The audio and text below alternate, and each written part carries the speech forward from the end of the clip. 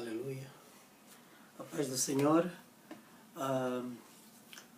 Vamos ter aqui uma conversa aberta, falar um bocadinho do Romano, sabendo que muitos pregadores do falso evangelho e pregadores da libertinagem da graça têm falado de coisas muito arrogantes, tem sido uma grande blasfêmia para o Senhor que os libertou. Amém? Então vou começar por ler Romanos 5, versículo 17. E eu vou continuar a ler até se calhar muito. Então a palavra de Deus diz assim: porque se pela ofensa de um só a morte reinou, por esse muito mais os que receberam a abundância da graça e o dom da justiça reinarão em vida por um só, Jesus Cristo. Esse verso por si só não está a dizer que você salva uma vez e salvos para sempre, como os pregadores da graça tentam colocar isso. Por quê? Porque o Senhor, quando começou a refazer comigo, me levou ao arrependimento e o Senhor disse-me que eu tinha uma mensagem. O Senhor me disse que o livro do Romano era o livro que deixava cair muita gente. E o Senhor disse-me que eu do livro do Romano, que tem sido torcido, também que era a chave do Novo Testamento. Principalmente para os gentios. Este livro, Romanos, é a chave do Novo Testamento. Mas ele por si só não caminha sozinho. O livro do Romano não caminha sozinho. O livro do Romano caminha como toda a Bíblia, ele caminha com os outros livros. Porque Deus dizia assim: João não contrariou Paulo, Paulo não contrariou João, e Tiago não contrariou a Pedro, Pedro não contrariou. Nenhuma das escrituras elas colidem, ou uma fala uma coisa depois o outro fala outra. Não, elas se complementam. Porque é o mesmo Deus que está a falar. Então como é que Deus não pode se contrariar? Aleluia. É o mesmo Deus que está a falar. Deus não se contraria. Então, os falsos mestres, doutores da lei, doutores da palavra, sei lá como a gente pode saber, pegam nessa passagem e começam a pregar a vaidade para o povo. Por quê? É o espírito do anticristo, já falamos. São homens desviados. Aleluia? São homens desviados. Então vamos lá ver. Porque ele diz que porque se pela ofensa de um só a morte reinou, quer dizer, Adão, por esse, muito mais os que receberam a abundância da graça, a graça de Deus. A abundância da graça, para que todos nós entrássemos. Deus abriu a graça. Depois ele diz que e o dom, a graça e o dom de quê? O dom da justiça reinarão em vida por um só Jesus Cristo. Dom de justiça. Quer dizer, um dom gratuito. A graça, dom gratuito da justiça. Quer dizer, diz, pela graça eu abro as portas para vocês, favor e merecido, vocês entram e vos considero justo. Amém? Mas vê bem, vamos no versículo 21. Para que assim como o pecado reinou na morte, também a graça reinasse. A graça reinasse por quê? Pela justiça. Para a vida eterna. Por Jesus Cristo, nosso Senhor. Está claro. É mentira, é uma grande mentira, uma heresia do inferno. Quando te disserem que a graça, a justiça, você não, quer dizer, você recebeu como dom e você não tem nada, absolutamente nada para fazer. Amém? É uma grande mentira. É uma grande mentira te dizerem que essa justiça, se você realmente tem fé em Jesus Cristo, vai ver. O apóstolo até responde, mas se queremos ouvir mais, vamos até ir para Tiago. E vamos a Hebreu, vamos ver. É uma grande mentira dizerem que você não tem nada para fazer mais. Quer dizer, eu sou justo. Peca, faz tudo, é justo. Porque é um dom que lhe deram. Assim os pregadores da graça, saindo dos Estados Unidos, é assim, pregam. Grandes pregadores famosos da graça. E vocês adoram esses pregadores.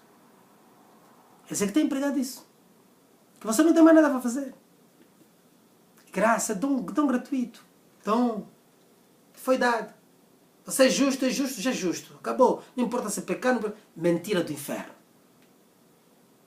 E são palavras do diabo. É o diabo que tem trago isso para vocês. Vamos lá continuar. Mas o apóstolo Paulo aqui responde, no 6 ele diz assim: que diremos, pois? Permaneceremos no pecado para que a graça abunde? Está a ver a questão de Paulo? Depois vê. De modo nenhum. Nós que estamos mortos para o pecado, como viveremos ainda nele? Quando Deus abre a graça, você entra. Não é? A salvação lhe é concedida. Essa graça, ao entrar, tem de haver morte.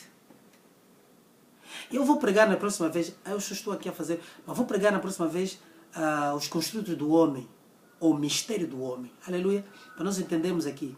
Porque nós temos que entender qual foi a razão. A razão da vida de Jesus foi a morte carnal. Ele foi para matar a natureza pecaminosa do homem.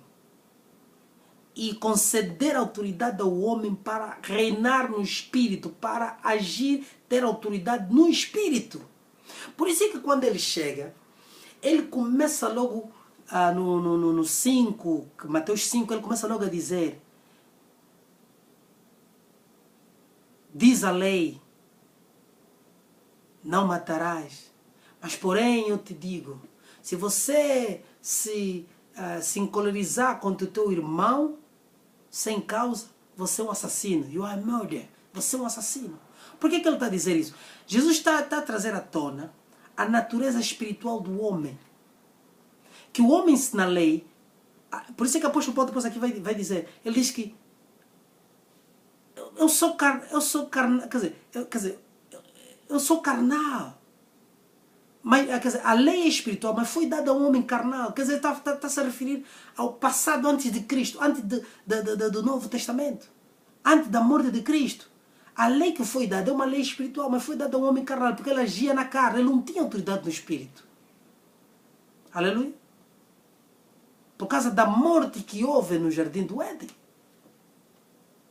Estamos a entender? Então, nós temos que entender isso. E quando ele depois diz, diz a lei que não adulterarás, mas, no entanto, se olhares para uma mulher com intenção de por olha, já cometeste adultério. Ele está a dizer, peraí, vocês pensam que a lei ou o pecado é quando você consuma? Não. E Tiago vem aqui nos dizer também, Tiago também diz, a lei, quer dizer, o pecado não é quando você consuma, quando você consuma, mas sim é quando você concebe. Então, se você concebe, não é um ato carnal, é um ato espiritual. Quer dizer que o pecado começa na alma. O pecado é concebido na alma, é no espírito. Porque a alma é a mente. Então, quer dizer, o espírito concebe e vai na mente. A mente torna-se pecaminosa porque o ato de pensar, querer, desejar é assim. Por quê? Porque Deus é um Deus de fé. O que Deus pensa, ele é conforme tudo que Deus faz, é o que ele é. Então, o homem que foi dado sopro, esse homem espiritual, esse espírito que ocupa esse corpo físico, a ele é espiritual. A lei é espiritual. A ele, as leis que regem com ele é espiritual. Por isso é que vimos no livro de Gênesis, Deus quer dizer, a dialogar com Caim antes dele matar Abel. Porque Deus lhe disse, cabe-te a ti você controlar. Não seria bom? Quer dizer, Deus estava a dialogar porque Deus já viu o pecado. Caim já tinha matado o irmão dele. Porque ele já tinha concebido o que iria fazer. Então Deus tentou convencer para ele se recuar atrás que ele não consumasse o pecado. Mas o pecado já estava aí. Porque ele disse, vês que agora o pecado jaz na tua porta. Ele não está a falar ao homem físico, ele está a falar ao homem interior que Paulo diz. Então, nós temos que... O problema é que muitos pregadores, muitos cristãos, continuam a viver na carne. Não entendem, porque o problema está ali. O problema está no agir espiritual ou no agir carnal. Mas é exatamente para isso que Jesus veio. Jesus veio matar, para que nós Ele crucificou a carne, para que nós também morrêssemos na carne. E e agíssemos no Espírito.